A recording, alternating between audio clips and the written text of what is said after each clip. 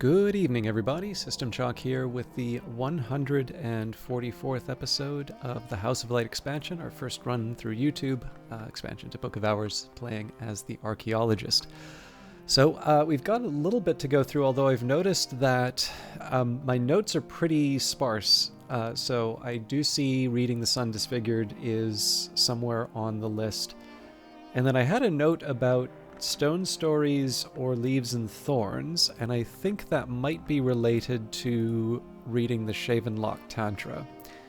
So I'm going to need to figure out what I'm doing with that. The other thing I'm a little unclear on, if we're at dawn, I do have quite a few. I know we ran a few of these things overnight, but I maybe wasn't expecting so many to be tied up. But that's fine. We don't need to worry too much about the elements of the soul that aren't available. We should probably focus more on what we can do. So first things first, let's take care of the Sun Disfigured, which is crack track and takes 10 grails. So I think we can solve that with an Arab and Tradis Mahira. And apparently we can make a beguiling melody out of that.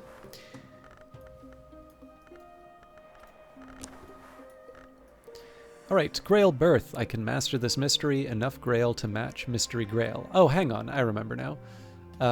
Right, so we had the Sun Disfigured. I needed to figure out what I wanted to do with Applebright Euphonies with that.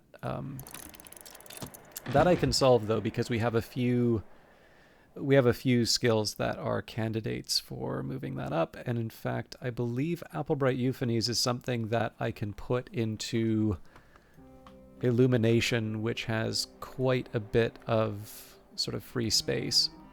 So I'll maybe try moving that up to 5. Anything higher, and I think I potentially run afoul of Purifications and Exaltations, if I'm not mistaken. Yeah. So let's say that Applebright Euphonies is going to be in position 5. Now, how badly do I want to... So it's all well and good for me to say, okay, we'll use...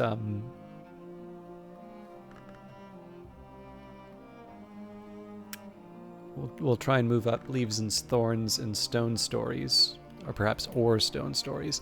But how badly do I need that to happen today? Because neither of them are really...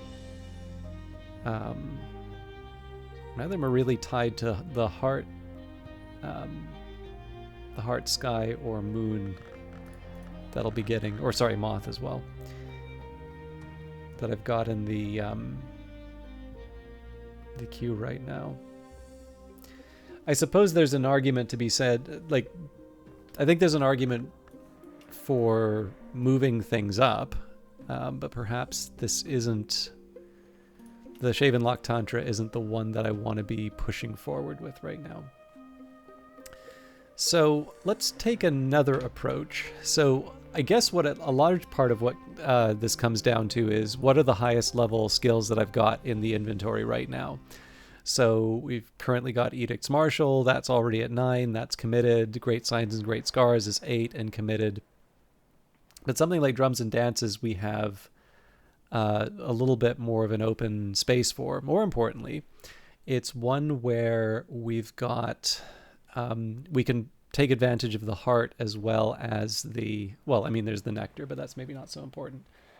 So let's run with that right now, but let's see if we can maybe save the nectar that we've got and move that up to a, like, let's see if we can find something that gives us 2 heart to work with. So none of this is too encouraging. This might be a little too much. That would be Moth.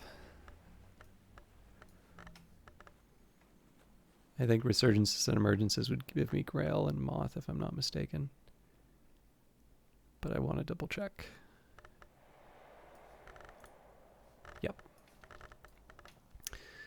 Okay. For these higher levels, okay, Resurgences and Emergences, Inks Revelation. Interesting. So it's actually quite difficult to move up Heart and Nectar.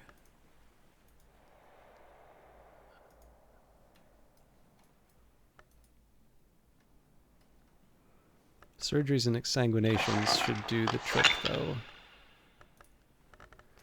Okay, so we will read Those Who Do Not Sleep.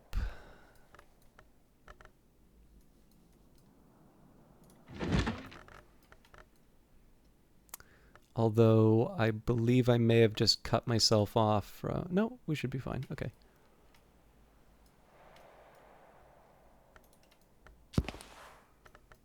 So let's add the core, because I think I'm going to need all the heart that I can get. Drums and dances, I think, is my best heart to work with. So then I would need... Actually, I don't think we need to... Yeah, we've got enough. Okay, heart onwards. I can master this mystery. Enough heart to match mystery heart. Now, another question that we have. So it's summer, which, you know, brings with it the... it brings with it the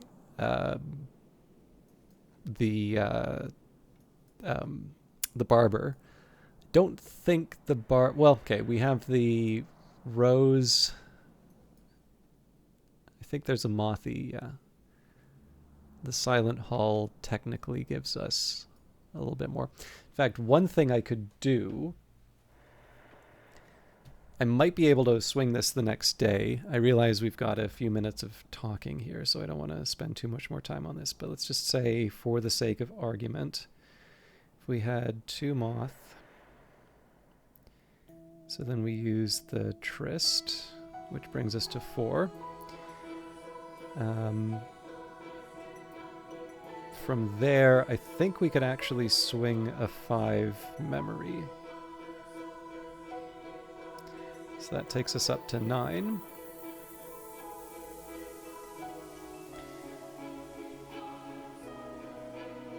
The shears would bring us up to 10. And I suppose at that point, the Skin Shuck Mead...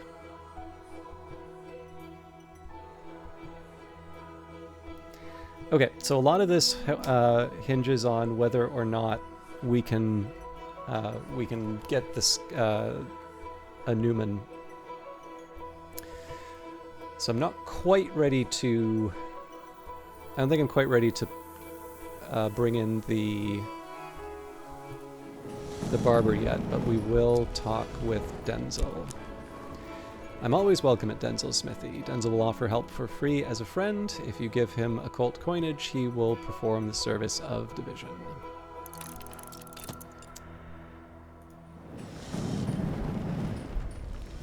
Okay, so we're using Denzel to get the memories. We do have the danger of overwriting the solace there, but that's life.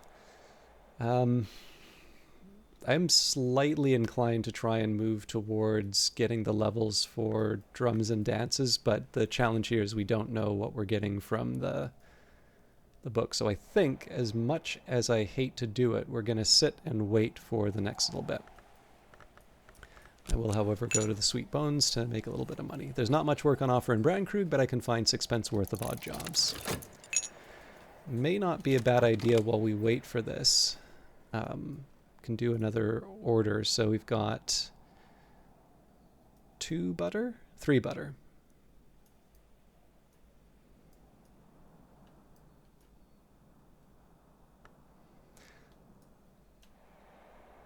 Let's say 6 flour, 8 sugar, maybe even a little bit more.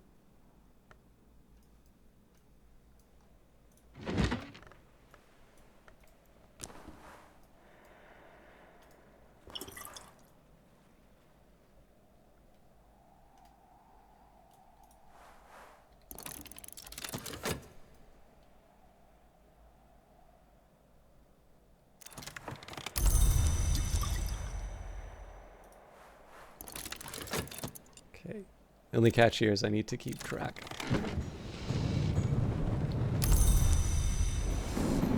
Denzel the blacksmith will lend me his strength for the day. Speak to Denzel. He might even reply. We've cataloged the Nocturnal book, so the Velletri interviews. This is good. Interrogation of a man named Lacombe, a former Nocturnal branch inspector, now identified as terminally robogoid.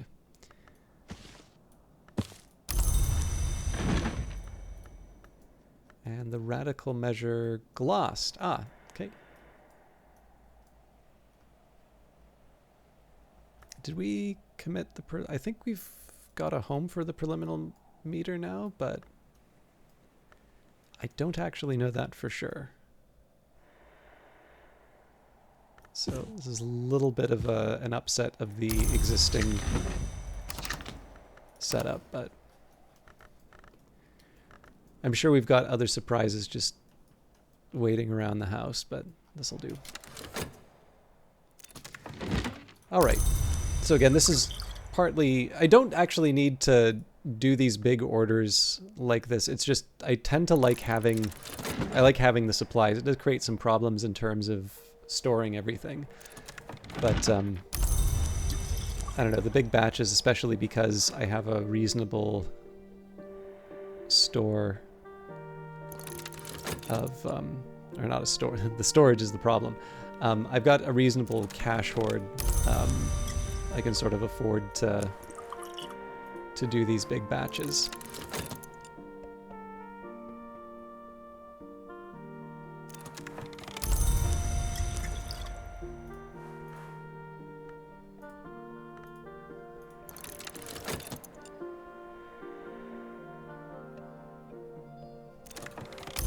Okay, that's the flour dealt with.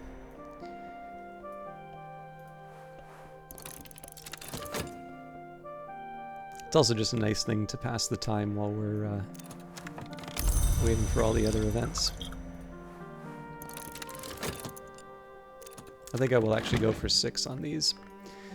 Okay, I don't think hindsight helps me too much, but at this point we just want to run ahead with what we can get from Denzel. The sugar, by the way, is not so much because I don't think I'm going to need more sugar, it's more just I am conscious of the storage limitations.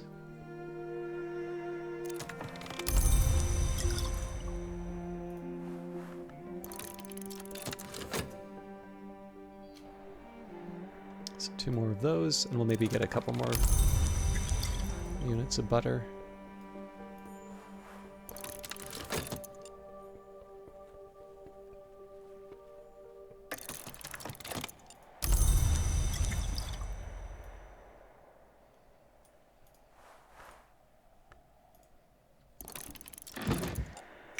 Fixing and mending. As they used to say in my youth, the day is done and so am I, but I've earned my pay. So we'll keep going at this just so I can...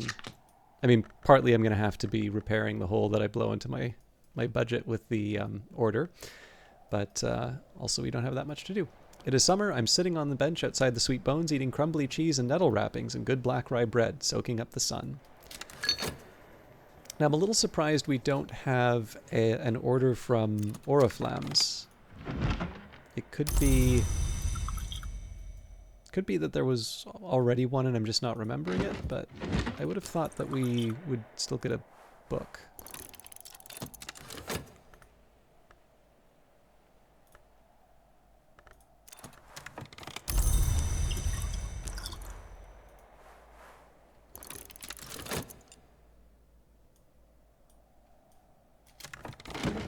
More hindsight from Denzel. Okay, let's take one last look. So don't need the copper wire, glue, ham is fine. We're good for drinks for the most part. And again, I think for any of the ingredients, we could probably say we have an infinite demand for all of them, but storage is going to be the big problem here, so...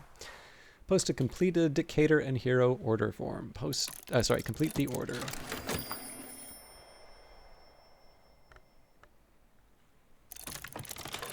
The postmistress signs and seals the order and places it in the place that stamped orders are properly placed. Wait 3 days, she commands.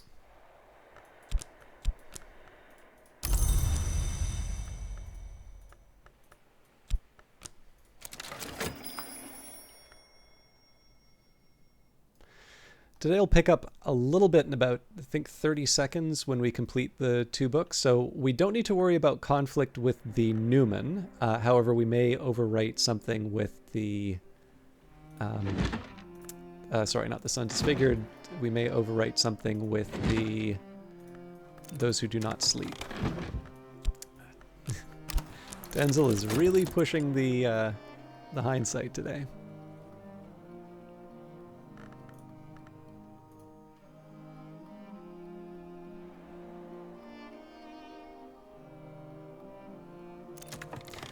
Okay, let's do the ordinary book, and then we will read the Sun Disfigured.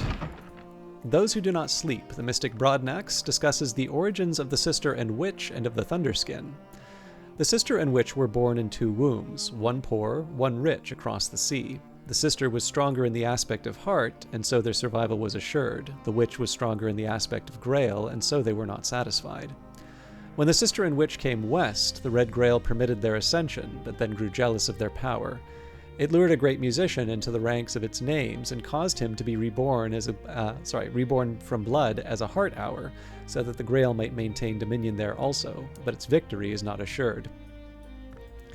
I don't like, so this is always a tricky one to run into, because I actually really like it when people ask questions about the game, and it can be a little irritating if you ask someone a direct question and they're evasive with it. And so one of the ways that I try and navigate that for myself is when I'm uncertain about things, I try and be as upfront to that as I can. And there's a cost to it, right? Because sometimes there's a negative way of phrasing this, which is to say that, people don't want other people to sort of know the limits of their understanding or that. But I don't actually... I think that's an easier claim to make, but I don't necessarily think that's always reflective of the real world. The other problem is that you have a bit of a credibility problem. There are some people who, in certain circumstances, will take, an I don't know as an indication that now, everything becomes suspect. Everything becomes, an opportunity to challenge. And, that can be a little bit of a problem, particularly in the context of, Twitch or YouTube, because it's a very competitive environment. And so, the fact of the matter is that people are going to want someone who at least gives the appearance of knowing everything more than someone who, is willing to admit the limits of their understanding. So, the nice thing here is that I think from the start, one, I'm not smart enough to be able to hide that I don't know everything about the secret history setting. And number 2, I haven't committed myself to being, an encyclopedia of all things secret history. But on top of all of that, that does, in my opinion, that does at least buy a little bit of goodwill in terms of the less than straightforward answers. But again, I'm always kind of conscious of that tension where if someone asks a direct question or if they're expecting a direct answer, it can be very annoying to hear something obscure. But of course, there's also that benefit where if you are familiar with this setting, that some of the fun of this can be putting people on the path to a discovery as opposed to, just saying it straight, just putting it straight out for people. And one of the reasons why I feel fairly strongly about that was I think the Cultist Simulator tutorials seemed to work quite well. People seemed to be able to connect with that, even though it was built on the principle that it was more intended to give people a framework for thinking about the game as opposed to telling them how to think about it. And my own review of Cultist Simulator, this is obviously a very dated review now, but I think it still holds, is that one of the great pleasures of that game is to give you those aha moments, right? So if you are lucky enough to have a certain kind of knowledge work job, or if you, people also can do puzzles recreationally. If you happen to have hobbies which do involve some kind of thinking, and it doesn't have to be, something highfalutin like, recreational math, although that can be very enjoyable in its own way. It can just even be, Sudoku and crossword puzzles.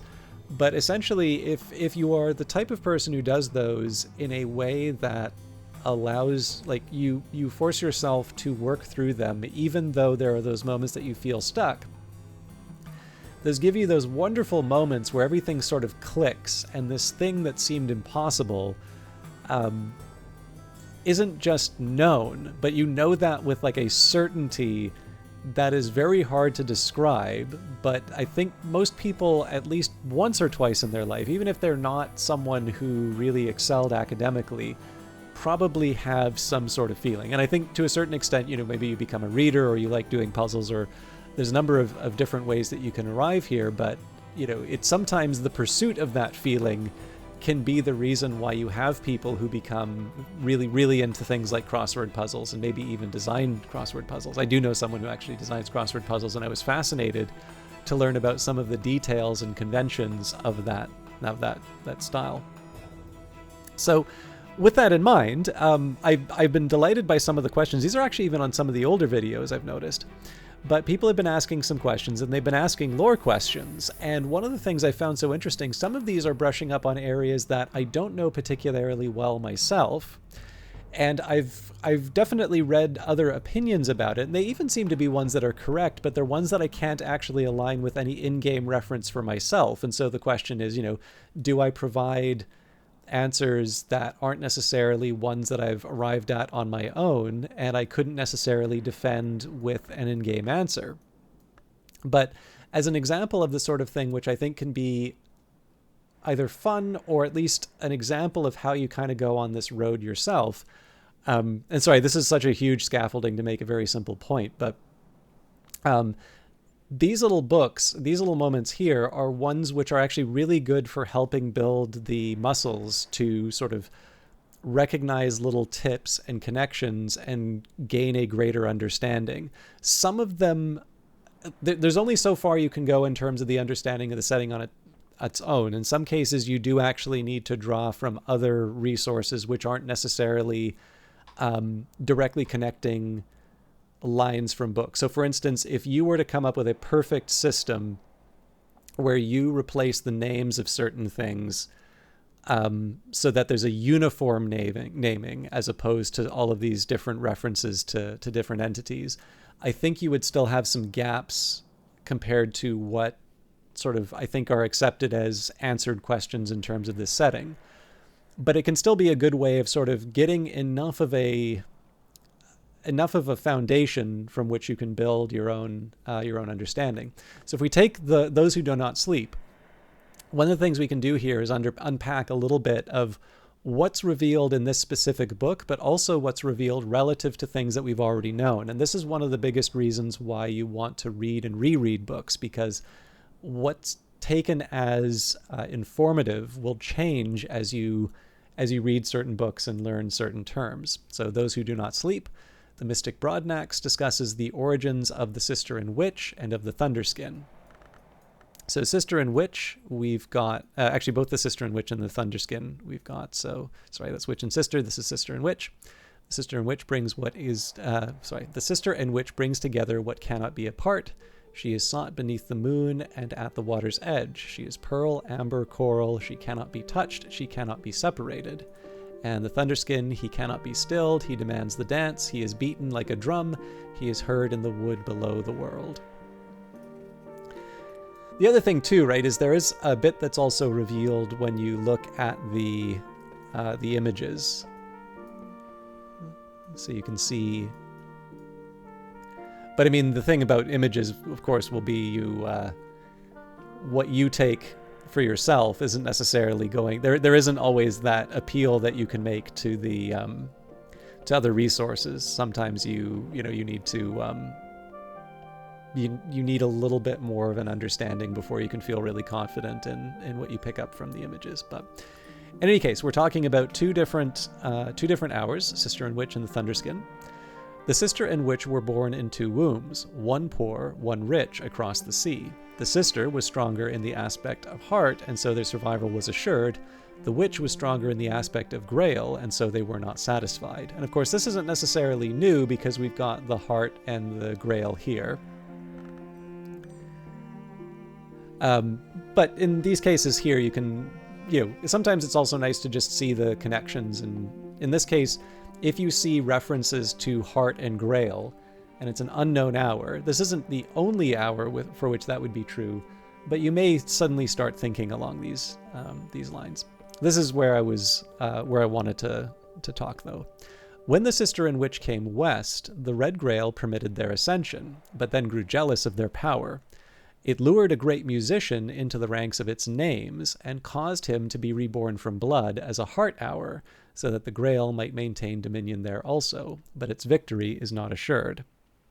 So this is not the only time we've heard this story. In fact, there's the story of sort of the restitution for the slaying of the gods from stone, the deal with the horned axe.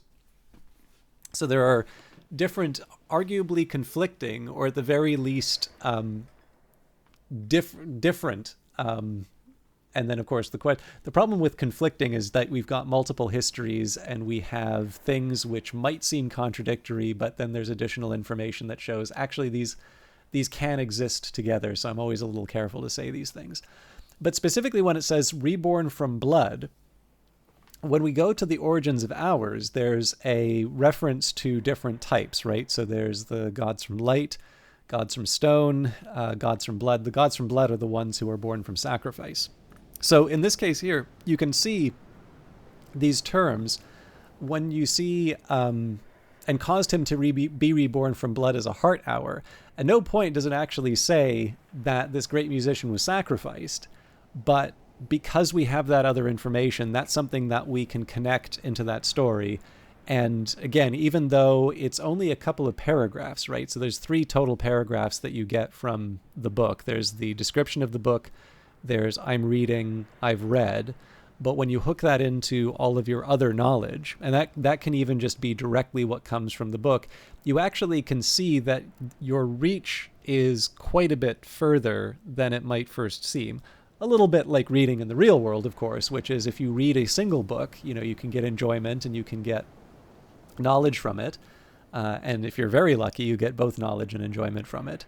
But of course, it's the reading of multiple books, and particularly ones which are not always on the same subject, but that can also be useful in its own way. That's where you really start to gain that understanding that's greater than the contents of the individual books. It's where you're able to start synthesizing ideas and pushing the frontiers of knowledge outward. And it's an interesting contrast that you can draw with Cultist Simulator, because in the case of Cultist Simulator, what you often get will be these fragments of knowledge which in a very abstract way, so the fragments of knowledge do tell you a little bit about the principle that they're talking about. So for instance, you'll get like lantern fragments. So they're not devoid of content, but effectively the fragments that you get from each individual book, the book goes away and they're reduced down to this representation of knowledge as a card. Whereas in this game here, the books are a bit more permanent, the memory that does not die, if you will. And what you can do there, much like Cultist Simulator, but in terms of Cultist Simulator, you're sort of learning the game as you go. Whereas here, you do actually have better opportunities to do that cross-referencing. And while there is sort of the embodiment of knowledge in the form of skills, and of course those the embodiment of knowledge in a transitory way in terms of memories, in a more concrete way in skills, and then it sort of almost sort of calcifies into this worldview in the form of the Tree of Wisdoms. But you do for yourself have this opportunity to build the greater understanding of Hush House, the world, both the world of the Mansis and the various gods, the hours, but also just, all of these different figures in terms of this occult world, right? Even the guests, you get little bits and pieces from either interacting with them or giving them certain books. And again, in the case of this game here, that understanding is the part that actually takes place in your head. Whereas in Cultist Simulator, you would gain a greater understanding of the setting by playing it. But in terms of how that knowledge would be represented inside the game, you had a card which basically said, I know, 8 units of lantern. Whereas in this game here, you have it in the form of a skill that allows you to do certain things at the various workstations. But in terms of gaining the knowledge from the various books, you do have more opportunities to actually do that proper research project and cross-reference everything, which I think is a neat little contrast. Anyways, I've kind of exhausted our time, so I will finish this book off. We've got the Memory Storm, which will, of course, help us to level up Drums and Dances. There's our Surgeries and Exsanguinations lessons. So we can probably go all the way with Drums and Dances and turn that into a 9, assuming that I'm willing to put the effort in. However, I think I've put myself into a corner. No, we're okay with the storms.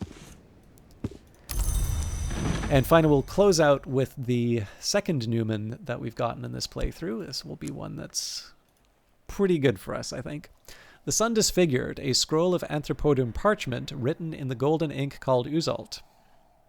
The author of the text calls herself the Elegabline.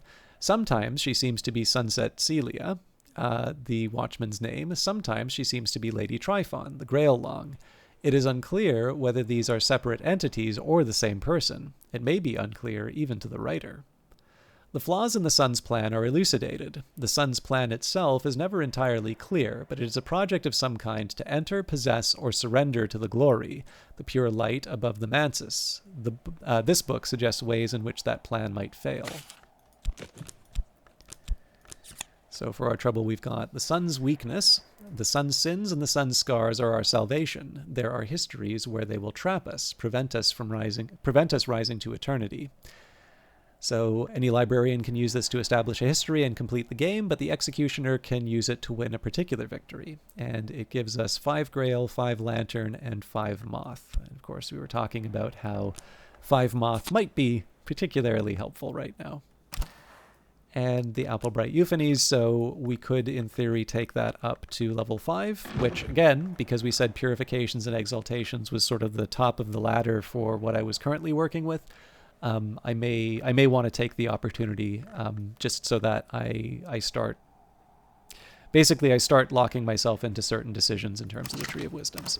So I realize this was a little bit of a chattier run today, but we actually have quite a bit that we get to do for the remainder of the summer in the game, but also in terms of the next episode. So the easier of the two for me to work with will be Applebright Euphonies. That actually doesn't require a whole lot. We'll need 3 and then 4, so a total of 7. Clearly, the better of the two for me to work on would be Drums and Dances. One, because, of course, having a fairly powerful Heart and Nectar will just allow me to do more.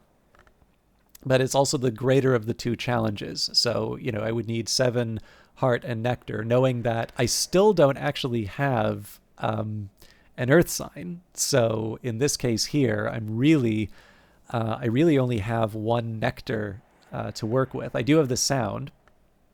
But between the Heart and the Nectar, I'm really going to be relying primarily on Heart for this. So we'll see whether or not we can pull it together. But, of course, I will leave that all for another episode. It's Canada Day on Tuesday, so for the Canadians out there, happy Canada Day. For the Americans on July the 4th, I will have I should have an episode. I will try to remember for the 4th, but happy Independence Day in advance. But for the Canadians, I will unintentionally, but still have the day to myself from broadcasting. I hope you all have a good one. And we'll see you all on Wednesday. Until then, take care.